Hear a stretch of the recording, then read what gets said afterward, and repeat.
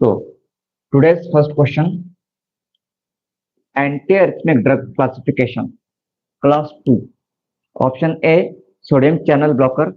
Option B, calcium channel blocker. Option C, beta adrenergic receptor blocker. Option D, potassium channel blocker. So क्या सही answer है यहाँ पे? What is the correct answer? Gokula ने option C बोला है. Okay, तो यस, नेहा ने भी आंसर सी दिया है, option C.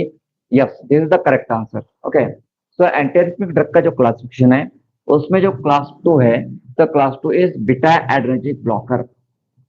Class 1 is sodium channel blocker. Class 2 beta adrenergic blocker. Class 3 is potassium channel blocker. Class 4 is calcium channel blocker and class 5 miscellaneous है. तो इसको हम लोग आज के लेक्चर में डिटेल में डिस्कस करने वाले हैं.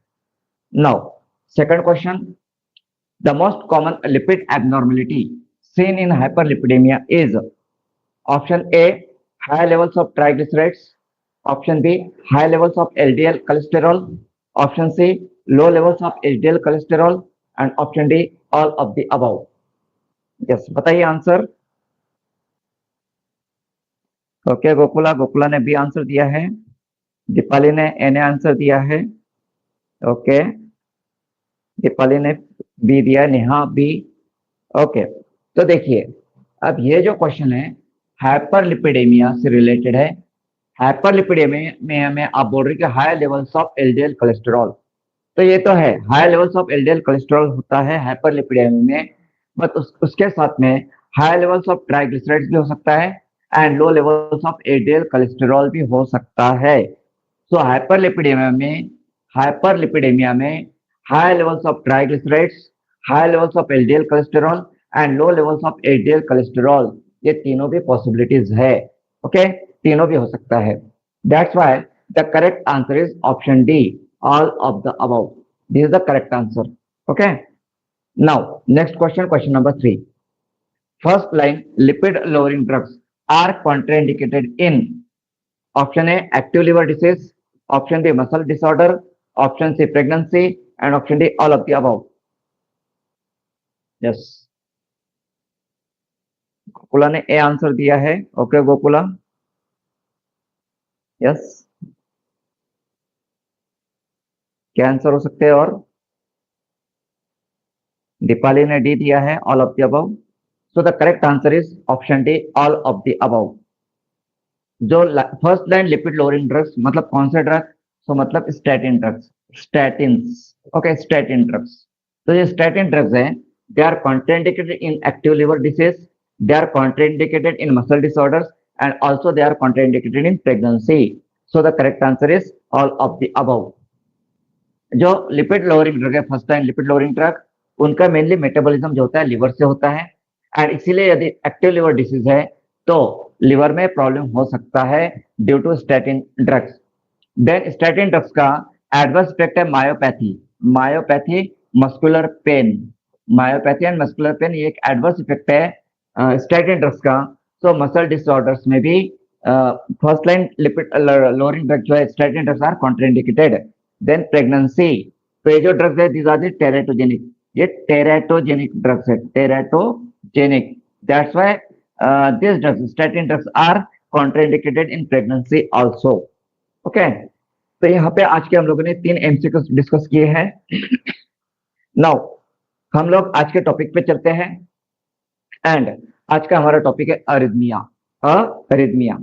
नाउ अरिथमिया का मतलब क्या होता है पहले हम लोग ये समझ लेते हैं एंड इसका जो पैथोफिजियोलॉजी है, पैथोलॉजी अरिथमिया का, वो समझ लेते हैं, फिर हम एंटीरिथमिक ड्रग्स पे जाएंगे. तो अरिथमिया, ओके, तो अरिथमिया का मतलब क्या होता है? सो अरिथमिया का मतलब होता है अरिदम. क्या मतलब होता है? अरिदम. अब अरिदम का मतलब क्या है? तो absence of rhythm, absence of rhythm. Okay, absence of rhythm, that is arrhythmia. अब रिदम का मतलब क्या है? तो रिदम का मतलब जिसे हम हिंदी में मराठी में बोलते हैं सुर ताल. सुर ताल. ओके, सुर ताल. तो यहाँ पे सुरताल बिगड़ जाता है. सुरताल जो होता है वो बिगड़ जाता है. कैसे बिगड़ता है? तो हार्ट का जो रिदम होता है, हार्ट का रिदम या हार्ट का सुरताल, वो क्या होता है? तो वो होता है लब डब साउंड, होता है लब डब लब डब लब डब साउंड। हार्ट में जो लब डब साउंड होता है that is the rhythm of the heart. Okay, heart का रिदम क्या है? तो हार्ट का जो लब डब साउंड है वो हार्ट का रिदम है। अब ये लब डब साउंड क्यों होता है हार्ट में? तो हार्ट का जो कॉन्ट्रेक्शन एंड रिलैक्सेशन होता है, मतलब हार्ट में जो सिस्टोल एंड डायस्टोल होता है, हार्ट में जो सिस्टोल एंड डायस्टोल होता है उसके वजह से हार्ट में लब डब साउंड हमें सुनाई देता है। ओके, और अगर ये सिस्टोल डायस्टोल में डिस्टर्बेंस आ गया, मतलब ये लब डब में डिस्टर्बेंस आ जाता है, मतलब ये हार्ट का जो रिदम है वो रिदम डिस्टर्ब हो जाता है, मतलब अरिदम हो जाता है, मतलब अरिदमिया। अब जो हार्ट में सिस्टोल डायस्टोल होता है वो क्यों होता है, किस वजह से होता है? मतलब contraction and relaxation of the heart क्यों होता है? तो because of impulses, impulse generation, impulse, electrical activity, impulse generation, और इसी को हम एक्शन पोटेंशियल भी बोलते हैं। क्या बोलते हैं? Action potential. ओके, तो हार्ट में जो इम्पल्स जनरेशन होता है, हार्ट में जो एक्शन पोटेंशियल जनरेट होता है, उसकी वजह से हार्ट में सिस्टोल एंड डायस्टोल होता है। आपको कार्डियक साइकिल की इवेंट पता होगी, कार्डियक साइकिल। ओके, तो कार्डियक साइकिल की इवेंट जो होती है, तो कार्डियक साइकिल इवेंट्स जो भी होती है वो इम्पल्सेस की वजह से होती है या एक्शन पोटेंशियल के वजह से होती है। हार्ट में जो इम्पल्स जनरेशन होता है वो कहाँ से होता है? तो नॉर्मल हार्ट में इम्पल्स जनरेशन या एक्शन पोटेंशियल की शुरुआत ऐसे नोड से होती है। कहाँ से होती है? SA node. Okay, cyano atrial node. ये जो साइनो एट्रियल नोड होता है इसी को हम लोग क्या कहते हैं? तो इसी को पेसमेकर भी कहा जाता है। SA node is also known as pacemaker. And ये पेसमेकर कहाँ पे होता है located? What is the location of the pacemaker SA node? तो upper side of the right atrium, right atrium के ऊपर साइड में ऐसे नोड होता है। तो हार्ट के अंदर में जनरली जो इम्पल्स जनरेट होती है या एक्शन पोटेंशियल जनरेट होता है तो पेसमेकर से जनरेट होता है, हेल्दी हार्ट में, नॉर्मल हार्ट में। अब पेसमेकर से वो जो इम्पल्स है या इलेक्ट्रिकल कंडक्टिविटी जो है, इलेक्ट्रिक करंट बोलेंगे नॉर्मली हम उसको, या इम्पल्स जो है वो ऐसे नोड से राइट एट्रियम से लेफ्ट एट्रियम पे जाता है, लेफ्ट एट्रियम पे, राइट। ऐसे नोड से ही एवी नोड पे जाता है, एवी नोड, एट्रियोवेंट्रिकुलर नोड।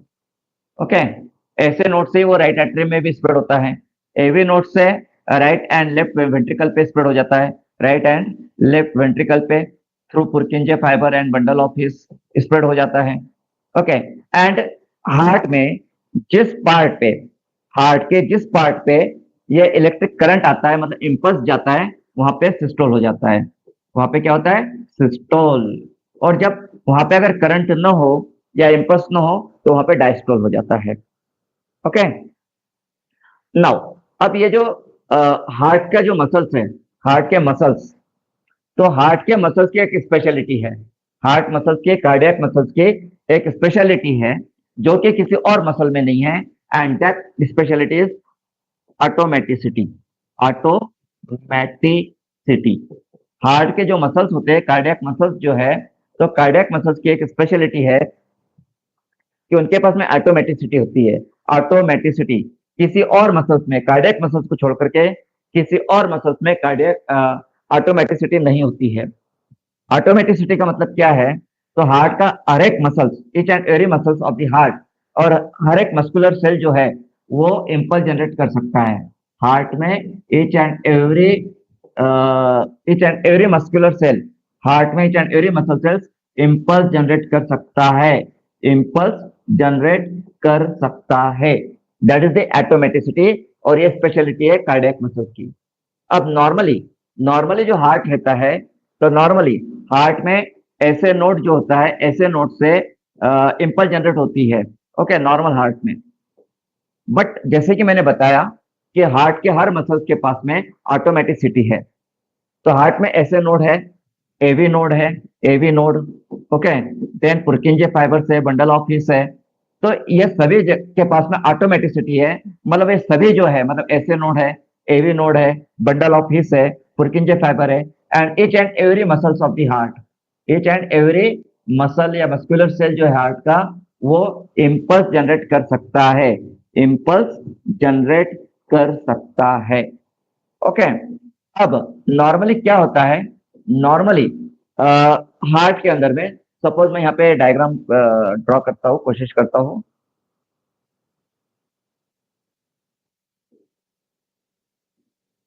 तो ऐसा समझिए कि यहाँ पे आपका ये ऐसे नोड है, और ऐसे नोड पे से इम्पल्स जनरेट हो रही है, मतलब इलेक्ट्रिक करंट जनरेट हो रहा है। अब ये जो इलेक्ट्रिक करंट है, यहाँ से इधर को जाएगा, इधर से यहाँ पे भी स्प्रेड होगा, और इधर से इधर जाएगा। यहाँ पे क्या है आपका, तो यहाँ पे आपका एवी नोड है, this is the AV node. AV node पे जाएगा, एवी नोड से ये इधर ये साइड में जाएगा, ओके, ऐसा इधर से ये साइड में जाएगा through पुरकिंजे fibre and bundle of हिस। तो इस तरह से ये करंट स्प्रेड होता है, इम्पल्स स्प्रेड होता है हार्ट के अंदर में, ओके। अब अगर किसी भी वजह से ये ऐसे नोड जो है ये डिफंक्ट हो जाता है, ये फॉल्टी हो जाता है, फॉल्ट इसमें आ जाता है, ये इम्पल्स जनरेट नहीं कर पाता है ऐसे नोड। तब उस कंडीशन में क्या होता है, तो उस कंडीशन में फिर एवी नोड इम्पल्स जनरेट करना शुरू कर देता है, एवी नोड इम्पल्स जनरेट करना शुरू कर देता है।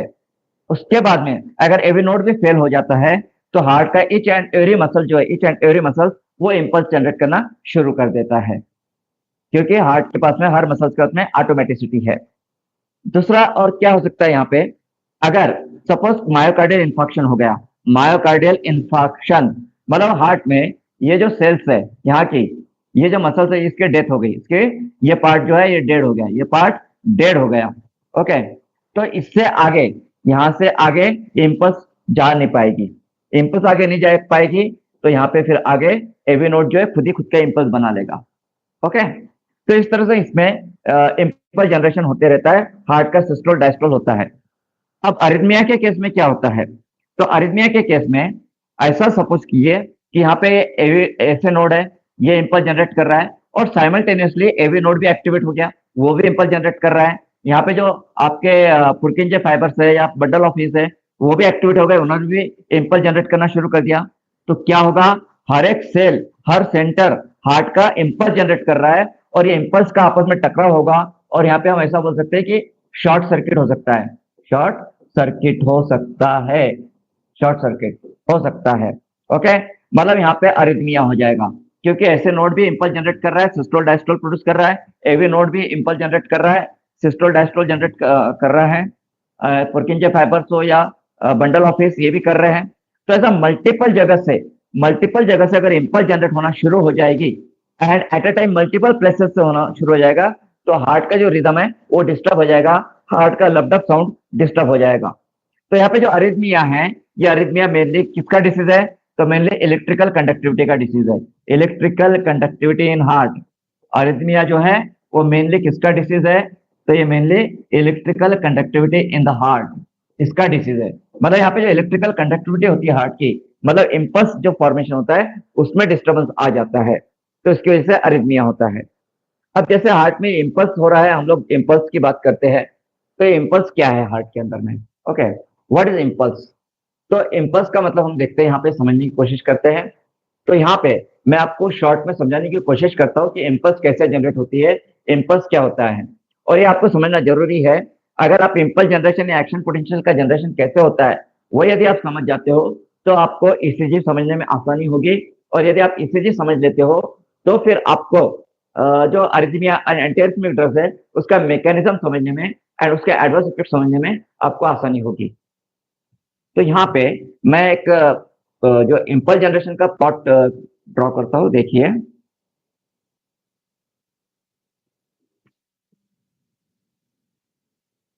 ओके, तो यहाँ पे आप देख सकते हो, जैसे कि इधर टाइम रहेगा मिली सेकंड में, time in millisecond, okay, not in seconds but milli second.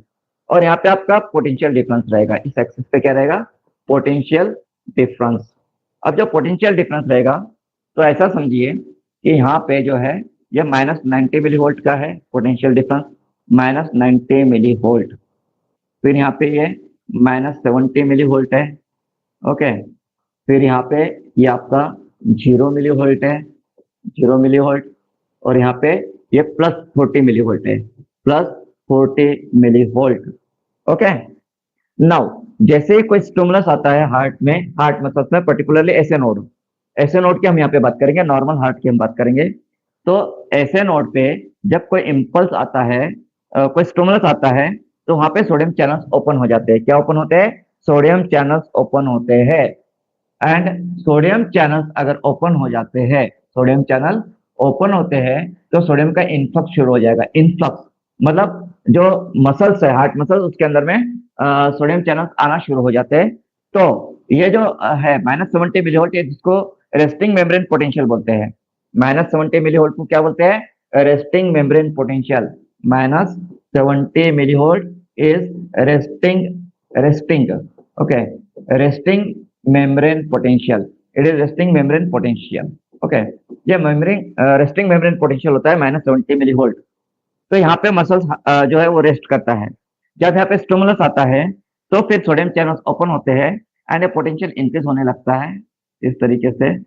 फिर एक थ्रेशोल्ड वैल्यू आती है, उसके ऊपर में ये चला जाता है, और यहाँ पे सोडियम चैनल्स ओपन है एंड सोडियम अंदर की ओर आ रहे हैं, आ रहे हैं, आ रहे हैं। ये +40 तक गया। +40 तक जाने के बाद में फिर ये वापस नीचे की ओर आता है इस तरीके से, और नीचे -90 तक आएगा। नीचे -90 तक आएगा और ये फिर से ऊपर की ओर जाएगा और -70 मिली वोल्ट पे आ जाएगा। -70 मिली वोल्ट, जो कि रेस्टिंग मेम्ब्रेन पोटेंशियल है। अब यहाँ पे आप ये जो कर्व देख पा रहे हो, दिस इज द इम्पल्स। इसे इम्पल्स कहते हैं, इसे एक्शन पोटेंशियल बोलते हैं। दिस इज द इम्पल्स और this is the action potential.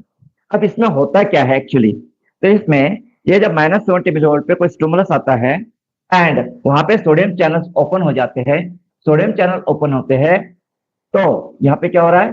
Sodium channel open, यहाँ पे सोडियम चैनल ओपन हो रहे हैं। ओके, सोडियम चैनल ओपन हो रहे हैं एंड यहाँ पे जो पोटेंशियल है वो -70 से +40 की ओर जा रहा है। -70 से 0 और 0 से +40 जाएगा। तो इस फेज को बोलते हैं depolarization. This is the depolarization. ये डिपोलराइजेशन का फेज है। आपने कई बार सुना होगा depolarization and repolarization. Depolarization and repolarization आपने कई बार सुना होगा। तो ये डिपोलराइजेशन की फेज है। अब जब +40 मिली वोल्ट तक जाता है पोटेंशियल, तो यहाँ पे क्या होता है? तो यहाँ पे जो सोडियम चैनल है वो क्लोज हो जाते हैं। सोडियम चैनल क्लोज हो जाएंगे। Okay, and potassium channel open हो जाएंगे। Potassium channel open. ओके, यहाँ पे पोटेशियम चैनल ओपन हो जाते हैं। ओके, यहाँ क्या होगा? पोटेशियम चैनल ओपन हो जाते हैं। Channel open. अब जब पोटेशियम चैनल ओपन होते हैं, तो जो पोटेशियम है, ठीक है, वो अंदर से बाहर जाना शुरू हो जाता है। पोटेशियम अंदर से बाहर जाना शुरू होता है। नॉर्मली आपको पता होगा कि पोटेशियम जो है वो इंट्रासेलुलर कैटायन है और सोडियम जो है वो एक्स्ट्रा सेलुलर कैटायन है। तो सेल से बाहर, मसल सेल्स के बाहर सोडियम आयंस होते हैं और मसल सेल्स के अंदर में पोटेशियम होता है। जब सोडियम चैनल्स ओपन होते हैं, तो सोडियम अंदर की ओर आता है। ओके, सोडियम अंदर की ओर आएगा, मतलब यहाँ पे -70 मिली वोल्ट से +40 मिली वोल्ट तक वो सोडियम जो है मसल्स के अंदर आ रहा है। +40 मिली वोल्ट आने के बाद में ये सोडियम चैनल बंद हो जाएंगे। सोडियम चैनल बंद हो गए तो सोडियम का अंदर आना बंद हो जाएगा। लेकिन +40 के आगे में पोटेशियम चैनल ओपन होता है और पोटेशियम सेल से बाहर जाना शुरू हो जाता है। पोटेशियम सेल से बाहर जाना शुरू हो जाता है, तो जो पोटेंशियल है, ये पोटेंशियल फिर नीचे आना शुरू हो जाता है। मतलब +40 से 0 की तरफ, 0 से -70, -70 से -90। और ये जो फेज है, इस फेज को बोलते हैं रिपोलराइजेशन। क्या बोलते हैं? Repolarization. This is the repolarization. ये रिपोलराइजेशन की फेज है। ओके, तो रिपोलराइजेशन की फेज में क्या होता है? तो रिपोलराइजेशन की फेज में पोटेशियम चैनल्स ओपन होते हैं और पोटेशियम बाहर जाना शुरू हो जाता है, जिससे कि पोटेंशियल नीचे आता है एंड रिपोलराइजेशन हो जाता है। अब ये पोटेंशियल जो है ये -70 तक तो आता है, उसके नीचे भी चला जाता है। जब ये पोटेंशियल -90 तक जाएगा, -90 मिली वोल्ट तक, तब ये पोटेशियम चैनल क्लोज हो जाएंगे। तब पोटेशियम चैनल क्लोज हो जाएंगे। कहाँ पे? -90 पे। -90 पे पोटेशियम चैनल क्लोज हो जाते हैं। तो उसके बाद में कुछ मिसलेनियस चैनल्स होते हैं, मिसलेनियस चैनल्स, या जैसे वाटर पोर्स वगैरह होते हैं।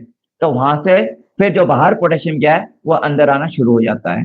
वो अंदर आना शुरू हो जाता है। जो बाहर पोटेशियम है एक्स्ट्रा, तो थोड़ा थोड़ा करके अंदर आना शुरू होता है, तो दोबारा ये पोटेंशियल बढ़ के ये -70 मिलीवोल्ट पे आ जाता है, -70 मिलीवोल्ट पे आ जाता है, और यहाँ पे रेस्टिंग शुरू हो जाता है, रेस्ट, यहाँ पे रेस्ट है।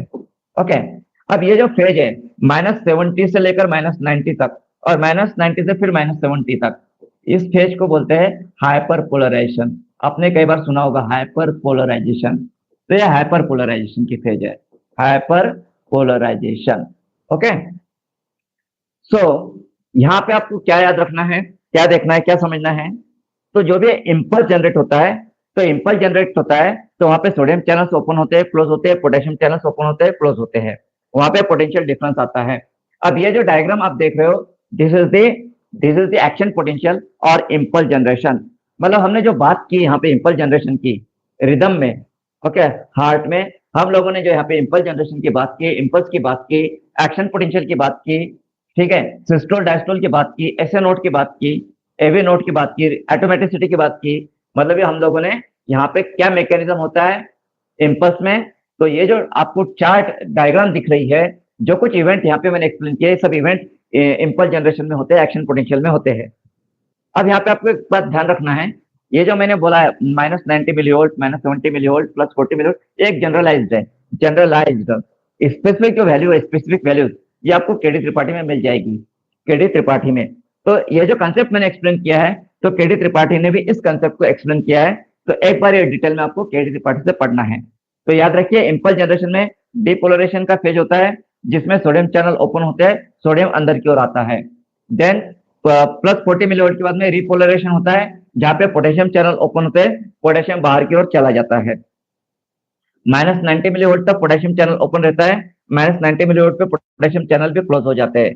फिर मिसलिनियस चैनल से बाहर के कुछ पोटेशियम अंदर की ओर आता है, जिससे ये फिर से -70 मिलीवोल्ट पे चला जाता है। तो ये पूरा इम्पल्स है, ये क्या है, इम्पल्स है। तो यहाँ पे ये इम्पल्स में, अगर इस इम्पल्स में इसका जो टाइम होता है, टाइम मतलब यहां से लेकर के तो यहाँ तक का जो भी टाइम है 4 मिली सेकंड का या 8 मिली सेकंड का, वो टाइम यदि वेरी होता है, वो टाइम वेरी होता है, या जो डिपोलराइजेशन का फेज है, ये जो टाइमिंग है, ये 2 मिली सेकंड का टाइम होगा, 2 मिली सेकंड नियर अबाउट। ये 2 मिली सेकंड का टाइम अगर वेरी हो जाता है, तो जो इम्पल्स जनरेशन है उसमें चेंजेस आ जाएंगे, सिस्टोल डायस्टोल में चेंजेस हो जाएंगे, हार्ट के रिदम में चेंजेस हो जाएंगे, हार्ट बीट में चेंजेस हो जाएंगे। जब ब्राडिकार्डिया होता है, तो ये जो है ईआरपी बोलते हैं इसको, ये जो ईआरपी है, मतलब एक्शन पोटेंशियल, इसका ड्यूरेशन बढ़ जाता है, एक्शन पोटेंशियल ड्यूरेशन। अगर ब्राडिकार्डिया होता है तो एक्शन पोटेंशियल ड्यूरेशन बढ़ जाता है, और अगर टैचिकार्डिया होता है, टैचिकार्डिया, तो ये एक्शन पोटेंशियल ड्यूरेशन कम हो जाता है। ओके, तो यहाँ पे सोडियम एंड पोटेशियम चैनल्स का काफी इंपॉर्टेंट रोल है एक्शन पोटेंशियल में, इम्पल्स में, एंड अरिथमिया में, या हार्ट में जो इलेक्ट्रिकल कंडक्टिविटी होती है उसके अंदर में।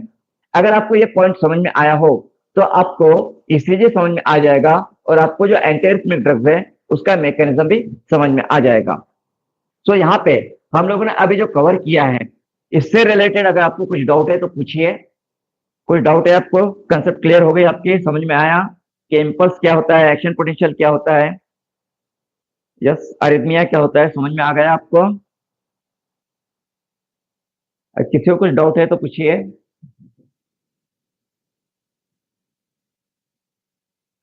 ओके, ओके नेहा, गोकुला, समझ में आ गया। चलिए, तो फिर हम इस बेसिक के साथ में जो बेस, हाँ बोलिए। सर ब्रैडीकार्डिया में एक्शन पोटेंशियल ड्यूरेशन बढ़ेगा ना? बढ़ेगा, यस। ब्राडिकार्डिया में क्या होता है कि हार्ट रेट स्लो हो जाता है ना, ब्राडिकार्डिया में हार्ट बीट कितना होगा, 60 बीट्स पर मिनट से कम हो जाएगा, 60 बीट्स पर मिनट से कम हो जाता है, दैट इज ब्राडिकार्डिया। मतलब इम्पल्स का जो टाइम है, अगर 8 मिली सेकंड का इम्पल्स है, 8 मिली सेकंड, वो अगर 10 मिली सेकंड होता है, तो इम्पल्स जनरेशन कम हो जाएगा, इम्पल्स जनरेशन कम होगा तो हार्ट बीट कम हो जाएगा। जितना ज्यादा इम्पल्स जनरेशन रहेगा, जितनी ज्यादा इलेक्ट्रिकल कंडक्टिविटी रहेगी हार्ट में, उतना ही उसका टैचिकार्डिया रहेगा। और अगर इम्पल्स जनरेशन का स्पीड कम हो जाता है, तो ब्राडिकार्डिया हो जाता है। ओके, तो चलिए शुरू करते हैं अरिथमिया। तो यहाँ पे यदि आपके पास में केडी त्रिपाठी का 8th एडिशन है, तो उसमें चैप्टर 39 है एंटी अरिथमिक ड्रग, ये आपको डिटेल में पढ़ना है। अगर आपके पास में 9th 10th 11th एडिशन है, और क्रेडिट त्रिपाठी का तो उसमें से ये टॉपिक आप जो है एंटी एरिथमिक ड्रग ये पढ़ लीजिए, डिटेल्स आपके लिए जानना जरूरी है, इंपॉर्टेंट टॉपिक है सभी एग्जाम्स के लिए। Okay, now definition of cardiac arrhythmia, definition क्या है? So cardiac arrhythmia is disturbance of heart rhythm due to disturbance of initiation और conduction of cardiac impulse, due to disturbance of initiation और conduction of cardiac impulse, okay, and disturbance of heart rhythm, ये cardiac arrhythmia है। Now the most common और the most basic classification of arrhythmia depending on the heart rate includes first bradycardia and tachycardia. Bradycardia slow heart rate less than 60 beats per minute and tachycardia fast heart rate greater than 100 beats per minute. Okay, now इसका mechanism जो मैंने आपको बताया था एक बार फिर से यहाँ पे एक्सप्लेन करता हूँ। So this is the cardiac conduction pathway. तो जैसे आप जानते हो कि this is the SA node, SA node से इंपल्स जनरेट होती है नॉर्मल हेल्दी हार्ट में, एसए नोड से वो लेफ्ट एट्रियम की तरफ स्प्रेड होता है, ऐसे नोड से ही एवी नोड पे जाता है, this is the AV node, atrioventricular node, and right atrium में भी ऐसे नोड से वो स्प्रेड होता है इलेक्ट्रिकल कंडक्टिविटी। एवी नोड से फिर ये जो सेप्टम है इंट्रावेंट्रिकुलर सेप्टम, तो वेंट्रिकल्स के बीच में जो सेप्टम है उसमें जाता है, वहां से जो पुरकिंजे फाइबर्स है, पुरकिंजे फाइबर्स एंड बंडल ऑफ हिस, उसमें से होते हुए इम्पल्स जो है वो आपके वेंट्रिकल में स्प्रेड होता है। जब ये इम्पल्स जिस पार्ट पे रहेगा, ये इम्पल्स जो है या इलेक्ट्रिकल कंडक्टिविटी, इलेक्ट्रिकल करंट जिस पार्ट पे रहेगा वहां पे सिस्टोल हो जाता है। वहां पे क्या होगा? सिस्टोल। मतलब जब ये राइट एट्रियम पे रहेगा तो वहां पे सिस्टोल आएगा, जब ये वेंट्रिकल पे जाएगा तो वहां पे सिस्टोल आ जाता है। ओके, तो अगर इस कंडक्टिविटी में जो इलेक्ट्रिकल कंडक्टिविटी है यहाँ पे यदि कहीं पे भी ब्लॉकेज आ जाता है, जैसे यहाँ पे ब्लॉकेज आ जाता है या यहाँ पे ब्लॉकेज आ जाता है या फिर इधर कहीं ब्लॉकेज आ जाता है, तो ये डिस्टर्ब हो जाएगा, इलेक्ट्रिकल कंडक्टिविटी डिस्टर्ब हो जाएगी, जिससे कि अरिथमिया हो जाएगा। ओके, नाउ अरिथमिया को समझना है तो हम ईसीजी को समझ के लेते हैं। ओके, ईसीजी जहां पे भी आपको जब आप ये पढ़ोगे डिटेल में एंटी अरिथमिक ड्रग का फार्मेकोलॉजी बुक में से पढ़ोगे तो आपको ईसीजी हर जगह पे आएगा, ईसीजी जरूर आएगा, तो आपको ईसीजी पता होना चाहिए। तो ईसीजी में जैसे आप देख पा रहे हो कि यहाँ पे this is the P wave, ये पी वेव है आपकी मतलब ईसीजी की। Okay, then Q R S, okay, so ये क्यू आर एस कॉम्प्लेक्स है ईसीजी में। देन यहाँ पे ये एस, ये टी वेव है, this is the T wave of ECG, ये टी वेव। ओके, नाउ यहाँ पे ये P R interval, okay, P R interval, ये ध्यान दीजिए। Then P R segment, okay, उसके बाद में Q R S complex, then S T segment, okay, S T segment, then Q T interval, Q T interval. तो आपको पता होना चाहिए कि पी आर इंटरवल का मतलब क्या है, पी आर सिगमेंट क्या है, क्यू आर एस कॉम्प्लेक्स क्या है, एस टी सिगमेंट क्या है एंड क्यू टी इंटरवल क्या होता है, ये आपको पता होना चाहिए। ओके, अभी जैसे एस टी सिगमेंट, तो एस्टे सेगमेंट के बारे में हम लोगों ने एन एस्टेमी एंड स्टेमी पढ़ा, right? So what is this? क्या है स्टेमी एंड एन स्टेमी? ये हमने पढ़ा था। एन स्टेमी एंड स्टेमी क्या है बताइए?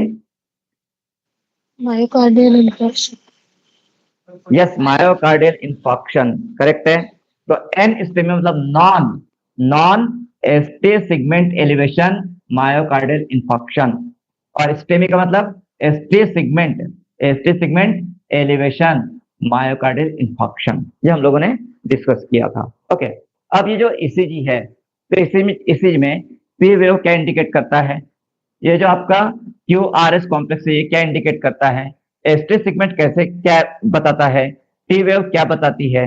इनका जो टाइम ड्यूरेशन है, ये टाइम ड्यूरेशन क्या इंडिकेट करता है? ये जो ईसीजी स्पेस है, इस पे से हम लोग डायग्नोसिस कैसे करते हैं? ओके, डायग्नोसिस कैसे करते हैं इसके बारे में एक ब्रीफ में हम समझने की कोशिश करेंगे, ब्रीफ में। ओके, तो चलिए, तो यहाँ पे जैसे पी वेव है, तो पी वेव क्या रिप्रेजेंट करता है? तो P wave represents atrial depolarization मतलब कॉन्ट्रैक्शन ऑफ एट्रिया। डिपोलराइजेशन का मतलब मैंने आपको बताया था, डिपोलराइजेशन में क्या होता है,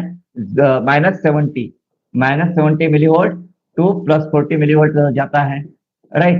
एंड यहाँ पे सोडियम चैनल्स ओपन हो जाते हैं, सोडियम ओपन होते हैं, सोडियम चैनल ओपन होते हैं, सोडियम का इन्फ्लक्स हो जाता है, सोडियम का इन्फ्लक्स होता है तो डिपोलराइजेशन होता है, डिपोलराइजेशन होता है तो कॉन्ट्रैक्शन ऑफ एट्रिया होगा, कॉन्ट्रैक्शन ऑफ एट्रिया मतलब सिस्टोल होगा, क्या होगा, सिस्टोल।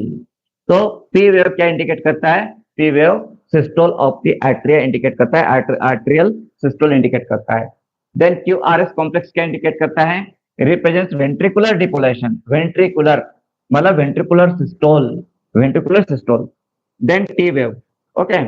सो अब ये टी वेव क्या इंडिकेट करता है, तो T wave represents ventricular repolarisation, ventricular repolarisation, repolarisation, repolarisation हो रहा है मतलब क्या, सोडियम चैनल बंद हो गए, sodium channel closed, okay, and potassium channel open हो गए, ओके, ओपन हो गए। एंड रिलैक्सेशन ऑफ वेंट्रिकल मतलब क्या, डायस्टोल, मतलब यहाँ पे क्या वेंट्रिकुलर डायस्टोल, यहाँ पे वेंट्रिकुलर डायस्टोल हो रहा है। तो टी वेव क्या इंडिकेट करता है, वेंट्रिकुलर डायस्टोल इंडिकेट करता है। अब इंटरवल्स एंड सेगमेंट्स ये इंपॉर्टेंट है, इंटरवल्स एंड सेगमेंट जो भी हमने देखा ऊपर में, तो इंटरवल्स एंड सेगमेंट्स में जैसा P R interval, P R segment, S T segment, Q T interval, तो ये इंटरवल्स है, इसी का इस पे से डायग्नोसिस किया जाता है, इस पे से डायग्नोसिस किया जाता है।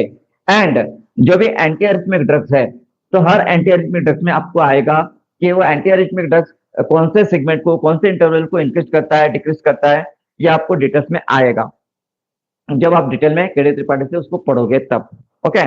तो आपको पता होना चाहिए, वो समझ में आना चाहिए, तो उसके लिए बेस हम लोग यहाँ पे क्लियर कर रहे हैं। तो इंटरवल्स एंड सेगमेंट्स, तो यहाँ पे P R interval, S T segment and Q T interval are clinically important for diagnosing conduction delays और ischaemia, ischaemia, infarction, STEMI and NSTEMI, तो are clinically important for diagnosis conduction delays और ischaemia. Conduction delays मतलब arrhythmia हो गया, मतलब क्या, arrhythmia, okay. Now अब यहाँ पे जो ईसीजी का ग्राफ होता है, ईसीजी का पेपर, ईसीजी पेपर आप में से सभी ने देखा है, तो ईसीजी पेपर जो होता है, तो ईसीजी पेपर में स्क्वायर्स होते हैं, there are squares in the ECG paper, okay. मुझे नहीं लगता कि आप में से ऐसा कोई होगा जिसने ईसीजी का पेपर नहीं देखा है, आप में से हर किसी ने ईसीजी का पेपर देखा होगा। एंड ईसीजी के पेपर में स्क्वायर्स होते हैं, एंड ये स्क्वायर्स का क्या मतलब है, तो ईसीजी के पेपर में जो स्क्वायर्स होते हैं, तो आपने यहाँ पे देखा होगा कि हार्ट जो है, यहाँ पे ईसीजी के इसमें आपने ईसीजी देखा होगा, तो ईसीजी में जैसे आपने इस तरह से ईसीजी को समझने की कोशिश किया होगा, ऐसा कुछ होता है ईसीजी के अंदर में, राइट। सो यहाँ पे जो ईसीजी पेपर होता है, तो यहाँ पे जो सिंगल स्क्वायर है, ये स्क्वायर क्या इंडिकेट करता है, ओके, ये स्क्वायर क्या इंडिकेट करता है, स्क्वायर का मतलब क्या है, ईच एंड एवरी स्क्वायर जो होता है यहाँ पे ईसीजी पेपर में वो क्या बताता है, तो ईसीजी पेपर में जो एक ईच एंड एवरी स्क्वायर है, ये 40 मिली सेकंड का टाइम बताता है, 40 मिली सेकंड, मतलब यहाँ पे अब जैसे कि ये आपको कर्व यहाँ पे मिल रहा है, तो ये 40 मिली सेकंड का समय है, ओके, यहाँ पे 40 मिली सेकंड है, तो ईच एंड एवरी स्क्वायर जो होता है वो स्क्वायर 40 मिली सेकंड का समय बताता है। और कार्डियक साइकिल में जो भी इवेंट होती है, तो हर एक इवेंट का एक पर्टिकुलर टाइम होता है, उस टाइम से कम या ज्यादा अगर वो इवेंट समय लेता है, तो फिर हार्ट में कुछ प्रॉब्लम हो सकती है। तो चलिए इसको डिटेल में पढ़ लेते हैं, समझ लेते हैं।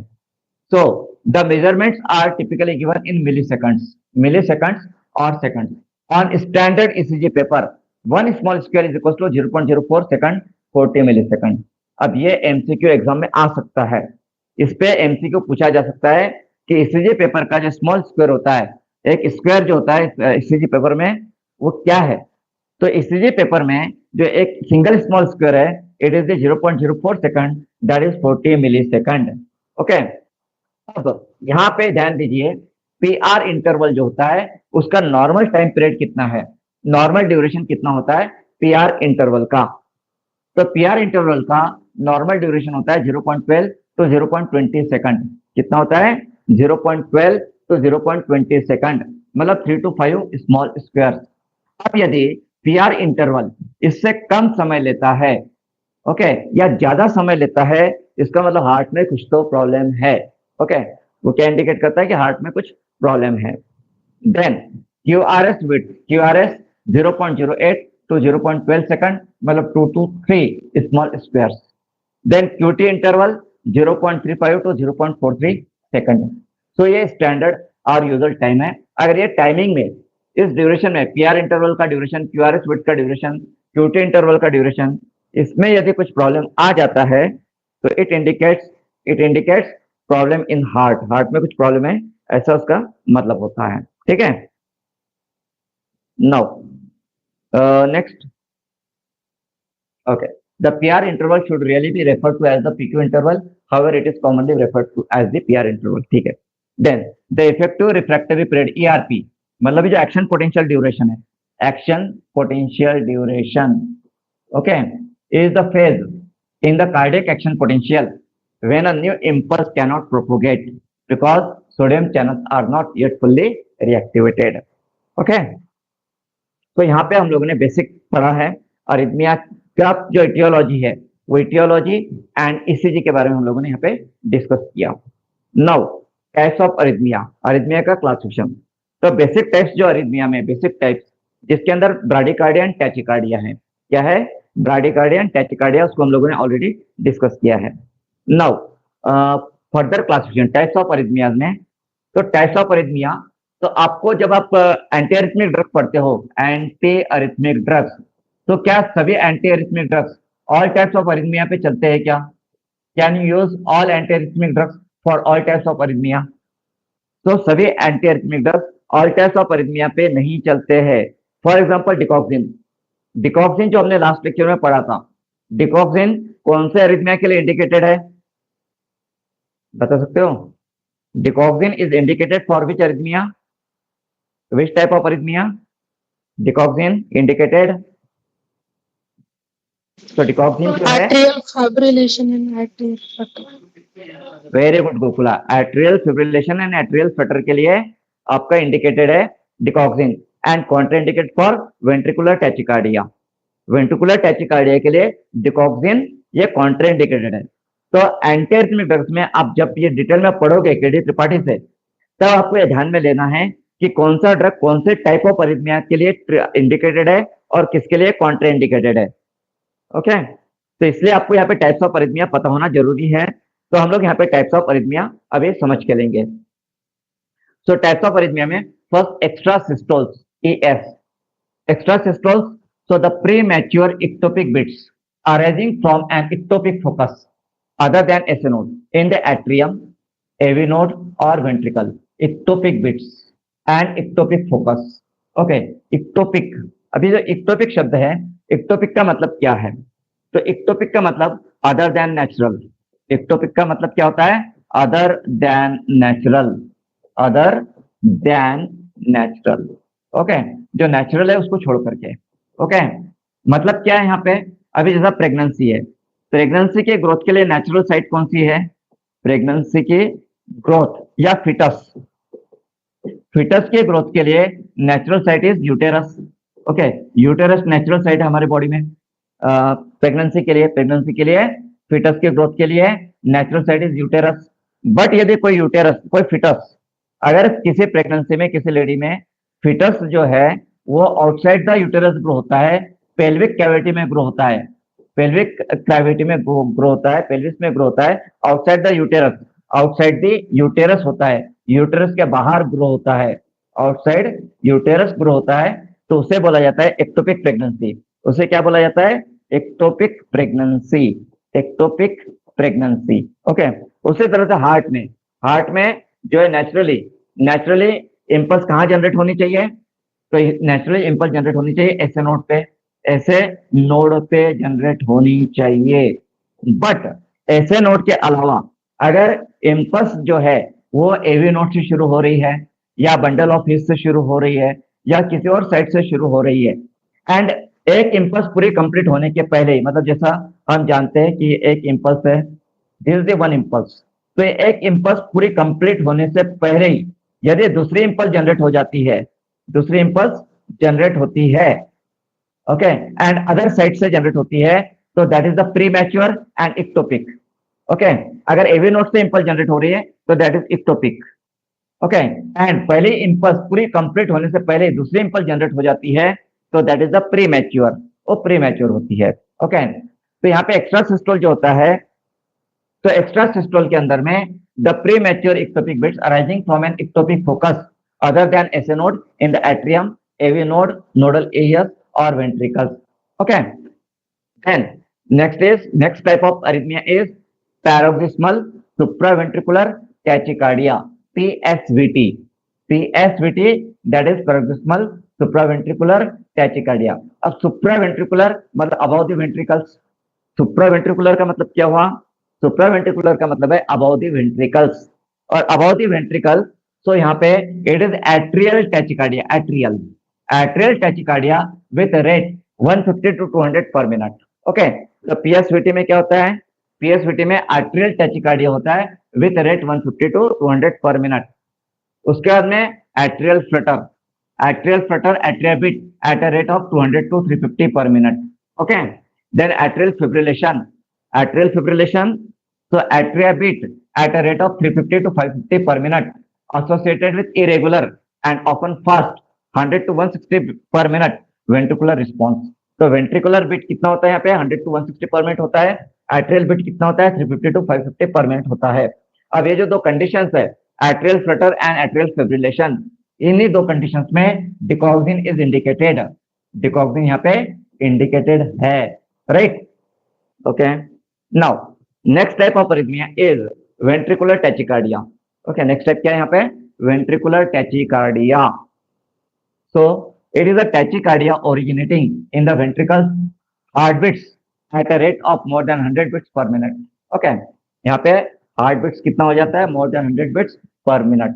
okay, वेंट्रिकुलर टैचिकार्डिया में। अब ये जो वेंट्रिकुलर टैचिकार्डिया, यहाँ पे डिकॉक्सिन इज कॉन्ट्रा इंडिकेटेड, यहाँ पे डिकॉक्सिन जो है वो कॉन्ट्रा इंडिकेटेड है, ये हमने लास्ट लेक्चर में स्टडी किया था। Okay, now next ventricular fibrillation. जैसा एट्रियल फिब्रिलेशन है वैसे वेंट्रिकुलर फिब्रिलेशन भी है। So ventricular fibrillation it is a rapid life threatening heart rhythm starting in the ventricle. Okay, then atrioventricular block,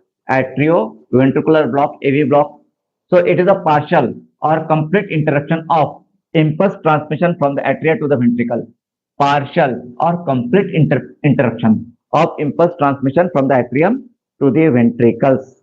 okay, so ये AV block, तो generally सीसीबीएस जो है, सीसीबीएस calcium channel blocker, उसका ये कॉन्ट्राइंडिकेशन है। Atrioventricular block is the contraindication of CCBs. Okay, then torsades de pointes, ये बहुत ही डेंजरस अरिथमिया है। Torsades de pointes is one of the most dangerous type of arrhythmia, and there are many drugs जिसका कि adverse effect है। ऐसे कई सारे ड्रग्स है कि जिसका एडवर्स इफेक्ट जो है वो टॉर्सस डी पॉइंट्स है। काफी सारे ऐसे ड्रग्स है जिनको कि बैन किया गया है because they produce torsades de pointes. कई सारे ड्रग्स की वजह से टॉर्सस डी पॉइंट्स होता है। इसमें जैसे कि एक ड्रग है फेक्सोफेनाडिन का प्रो ड्रग टर्फेनाडिन। ओके, टर्फेनाडिन, तो टर्फेनाडिन ये जो ड्रग है, टर्फेनाडिन ये जो ड्रग है, इस ड्रग का ये एडवर्स इफेक्ट है। ओके, इस ड्रग का ये एडवर्स इफेक्ट है टर्फेनाडिन का। ओके, हाँ, so torsades the point, it is a life threatening form of polymorphic ventricular tachycardia usually associated with prolonged QT interval। Okay, तो टर्फेनाडिन जो ड्रग है उसको बैन किया गया है। टर्फेनाडिन जो है, अगर टर्फेनाडिन के साथ में हम लोग ग्रेप्स लेते हैं या ग्रेप जूस लेते हैं, ग्रेप जूस अंगूर लेते हैं टर्फेनाडिन के साथ में, तो अगर किसी का हार्ट ऑलरेडी वीक है, हार्ट यदि वीक है, तो terfenadine plus grape torsades de pointes. Okay, terfenadine plus grape results into torsades de pointes and जिसकी वजह से डेथ हो जाएगी, जिसकी वजह से कई सारी डेथ हुई है। तो ये भी आपको ड्रग फूड इंटरेक्शन का एग्जांपल याद रखना है। Terfenadine with grapefruit juice means torsades de pointes, and इसकी वजह से हजारों डेथ हुई है, एंड इस वजह से इसको बैन कर दिया गया है।